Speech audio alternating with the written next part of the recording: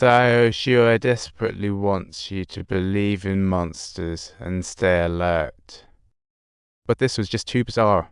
That's when Sayoshua thought of the big shot lawyer, Black Hair, who always had a certain charm but when Sayoshua told Black Hair, he just shook his head in disbelief, thinking Sayoshua was just pulling a prank on him. To make everyone believe him, Sayoshua had to lay out all the juicy details. The crowd decided to send a brave soul, the supermarket manager, to investigate. When he saw the tentacle, he was left utterly flabbergasted. He poked it with a stick, the tentacle flailed, then turned to black goo. Everyone was convinced. To save their skins, everyone hurriedly brought in food, rice, and dog food, fortifying their glass fortress in case of a surprise monster attack. Most had faced reality, except for two artists lost in their creative bubble, oblivious to why the sky was blue. One was the lawyer, convinced there was no monster in sight, itching to pen a rebuttal against Sayoshua. The other was a medium, who believed this was a divine revenge for humans tickling the gods' noses. Talk about a drama unfolding. Unless a blood sacrifice was held, everyone faced quitting time. Her speech only increased people's disgust.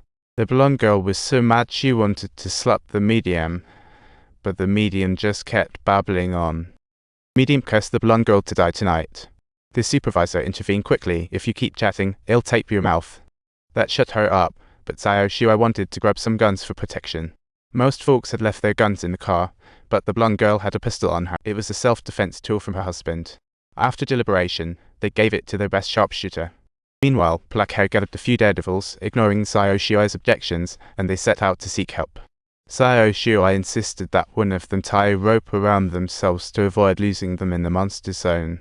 So they opened the supermarket doors and ventured into the mist, pulling the rope longer and longer. What an adventure. Just when everything seemed safe, the rope suddenly slackened, as if it had lost all gravity and fallen to the ground. But then, bizarre things unfolded. The rope seemed to develop a mind of its own, moving upward. Sayoshua and crew clung tightly to the rope, but when they pulled it back, they were horrified to find it soaked in blood. The end of the rope reached 2.5 rock and roll uncles, and Black Hair's team had clearly hit the monster zone 2. Everyone was finally convinced the monster really. Sayoshua and the team hurriedly cut the rope and locked the door tight to prevent the monster from popping out. Just then, the medium saw her chance and, "Now do you believe? This is definitely a warning from above," the medium smugly proclaimed as she observed the silence. As night fell, the crew built a fortress from their junk and took turns on guard duty. Death loomed over them like an ominous cloud. More and more tiny flying insects swarmed in, nearly threatening to completely fill the entire glass window. Suddenly, a flying monster swooped down, crashing into the glass and gobbling the bugs up. A real feast. As more and more bugs rolled in, the monsters rampaged, and the glass was about to shatter. That's when a light bulb went off in Sayoshua's head. He realized the bugs were bending light, so he hurriedly shut off all the lights. But his teammate misunderstood and turned them all back on. Eventually, the glass couldn't take it anymore and shattered under the bug attacks. Bugs flooded in, taking out the poor head of the chicken. Meanwhile, the staff member wasn't so lucky. One bug bit him, and his neck swelled up immediately. He ultimately suffocated. Just then, a bug flew onto the medium, but oddly enough, it didn't attack her. After lingering for a moment, it flew off. This scene left everyone stunned, and they began to suspect the medium might really be a messenger from above. On the flip side, another bug swooped in and headed straight for a man. With the blonde's help, Sayoshua lit a torch and drove the bug away. But as he lit it, the man slipped and ignited himself. Before they could even catch their breath, the sun's voice rang out suddenly. Following the conclusion of the intense battle, everyone hastily grabbed wooden planks to mend the shattered glass walls. But the burnt man wasn't giving up. He begged Sayoshua for a merciful end.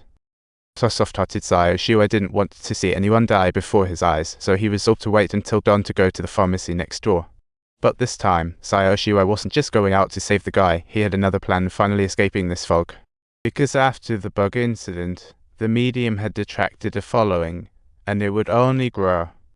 After all, people grasped for faith when facing desperate situations, and the medium kept preaching that only a blood sacrifice could lift the fog.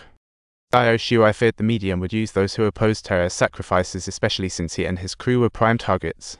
So at dawn, Saya Shua gathered the crew to hit the pharmacy, and unsurprisingly, they ran into intense opposition from the media. She claimed doing so would invoke divine punishment, warning Saya Shua and the crowd not to go. But they were determined, so they finally stormed out of the supermarket. They arrived at the pharmacy, and at first everything went smoothly as they found the supplies they needed. Suddenly, an old man heard strange noises. When he looked up, he found the ceiling was draped with cobwebs, and there were people trapped inside. The crowd gasped in shock. This scene rendered them nearly speechless. Upon closer inspection, they realized it was the white soldiers that appeared before. Saya Shua wanted to rescue them, but he was stuck to a web. Suddenly, the corpse behind him began to shake violently, and the fabric started. The host saw that the chest was filled with bug eggs, and spiders were breaking out of their shells. The scene before them was literally next-level creepy. When they turned their heads, they saw a spider glaring at them, and a whole swarm started spewing webs everywhere. If you like this humorous story, subscribe.